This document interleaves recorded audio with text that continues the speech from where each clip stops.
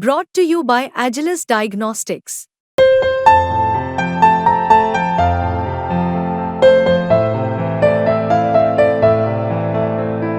Agilus Diagnostics. Lok Sabha चुनाव 2024 में NDA की सरकार बनी। अब नई सरकार के गठन के साथ ही बजट भी पेश होने वाला है और उससे ठीक पहले वित्त मंत्री निर्मला सीतारमण ने शनिवार को जीएसटी काउंसिल की बैठक की और इस बैठक में कई बड़े अहम फैसले लिए गए। तो चलिए इस वीडियो में आपको बताते हैं आखिर वित्त मंत्री ने जीएसटी काउंसिल की बैठक में क्या बड़े फैसले लिए। नमस्कार, मैं हूं श्रेया ठाकुर और आप देख रहे हैं बिज तक। वित्त मंत्री निर्मला सीतारमण की अध्यक्षता में जीएसटी यानी goods and services taxes council की पहली बैठक 22 जून को हुई। आम चुनाव में जीत के बाद मोदी 3.0 सरकार में जीएसटी की इस पहली बैठक में कई राज्यों के वित्त मंत्री शामिल हुए, जहां कई अहम फैसले लिए गए। बैठक के बाद वित्त मंत्री ने एक प्रेस कॉन्फ्रेंस की, जहां उन्होंने कहा कि जीएसटी काउंसिल की बैठक में कई बड़े मुद्दे थे, लेकिन समय की कमी के कारण कुछ पर चर्चा नहीं हो सकी।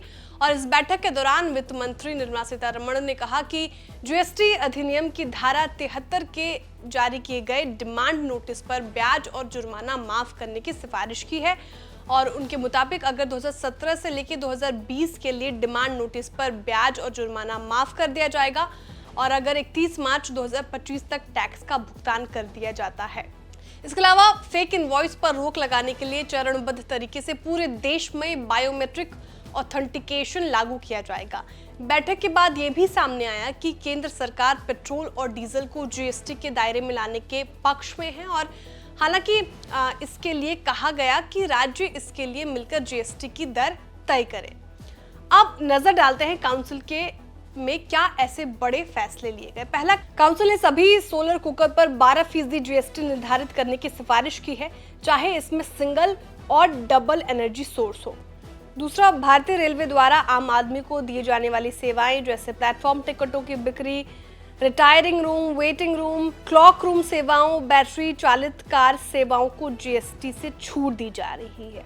तीसरा, एजुकेशनल एस्टेब्लिशमेंट्स के बाहर के स्टूडेंट्स के लिए हॉस्टल्स को भी छूट दी जा रही है और आवास सेवाओं की आपूर्ति का मूल्य प्रति व्यक्ति हर महीने 20,000 रुपए तक है। काउंसिल ने मिल्क कैंस पर एक समान 12% की दर निर्धारित करने की सिफारिश की है। काउंसिल ने सभी कार्टन बॉक्स पर 12% की दर तय की है और फायर स्प्रिंकल सहित सभी प्रकार के स्प्रिंकलर पर 12% की दर लागू होगी। केंद्रीय वित्त मंत्री निर्मला सीतारमण ने जीएसटी काउंसिल की बैठक की, जहां कुछ अहम फैसले लिए गए। आगे वित्त मंत्रालय बजट के बाद एक और जीएसटी बैठक आयोजित करेगा जो 7 अक्टूबर को होगा, जिसमें बाकी बचे मुद्दों पर चर्चा की जाएगी। आपको जानकारी कैसे लगी कमेंट में जरूर बताएं। वीडियो को लाइक करें, चैनल को सब्सक्राइब करें और देखते रहिए बिज तक।